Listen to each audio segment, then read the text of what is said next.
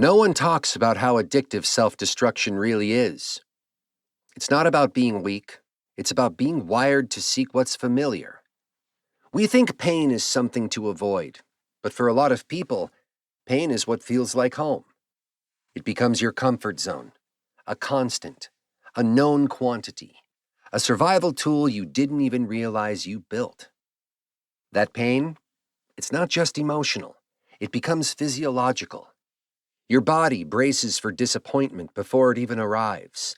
Your mind plays out worst-case scenarios because it's more familiar than joy. And unless you become conscious of it, you'll keep choosing it. You'll sabotage peace.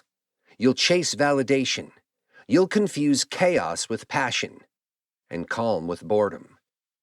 But what if the part of you that feels addicted to the wrong things isn't broken? What if it's just miswired and ready to be healed? Let me explain something that might shift how you see all of this. Self-sabotage isn't just a character flaw, it's a coping mechanism. You didn't choose it, it chose you. During moments when your mind and body were just trying to survive. When you grow up in chaos, peace feels like danger. When you grow up in doubting yourself, self-worth feels fake. So you stay stuck in habits that feel like home, even when they're destroying you. You go back to the toxic relationship, the endless scrolling, the procrastination, the habit you swore you'd quit. You say things like, I always mess this up. I don't know why I do this. I know better, but I still do it. Not because you want to suffer, but because it's what you know. Because somewhere in your mind, suffering equals safety. But here's the truth. Just because something is familiar doesn't mean it's right. Just because something is comforting doesn't mean it's healthy. Familiarity is not the same as alignment. And healing begins the moment you decide what's familiar no longer deserves your loyalty. So how do you break the cycle? You begin by recognizing the terrain, naming the loop, calling it out. Ask yourself, what do I keep going back to, even when it hurts me? Maybe it's staying up late to avoid thinking. Maybe it's picking fights because peace makes you anxious. Maybe it's sabotaging opportunities because you're afraid of success. These aren't random habits. They are survival instincts your brain built to protect you. But they're not protecting you anymore. They're preventing you. You can't change what you don't confront. So shine a light on the pattern. Write it down. Speak it out loud. Name it. Because once it has a name, it can no longer control you in silence. Now comes the gentle part, the reprogramming. You don't need to rip out the old system overnight. You replace it, step by step. Think micro wins.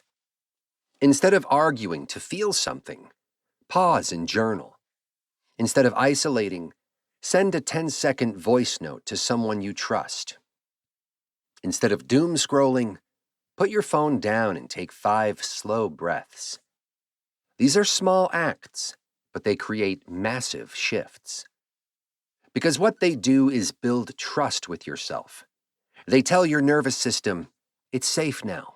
We're not in survival mode anymore. And the more trust you build, the more peace you allow. But even with new habits, there's one layer deeper we have to go. And this is where true change begins. You have to change how your body feels about healing. Because if you don't shift your emotional baseline, you'll always return to the chaos you've outgrown. So here's what I want you to do.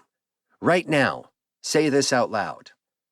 I am safe in stillness. I deserve peace. I don't have to earn love. Now take a breath. Visualize a future version of you who lives by those rules. They don't hustle to be validated. They don't fight to be seen. They don't fear quiet, because they've made peace in their new home. The more you speak these truths, the more they become your emotional baseline. Because affirmations aren't magic, but repetition is transformation. Here's the part most people never hear. Self-destruction is not your identity. It's a chapter, a phase, a moment you once needed to survive. But you're not surviving anymore. You're ready to live. So let me say it clearly. You don't need to be in pain to be powerful. You can be calm and still be strong. You can be soft and still be unstoppable. This is the beginning of a new story, one where peace doesn't scare you, where healing feels like home, and where self-love isn't a struggle, it's a standard. If this resonated with you, don't scroll away. The next video will help you rebuild your confidence, step by step, from the inside out. You've already taken the hardest step, awareness. Let's go all the way.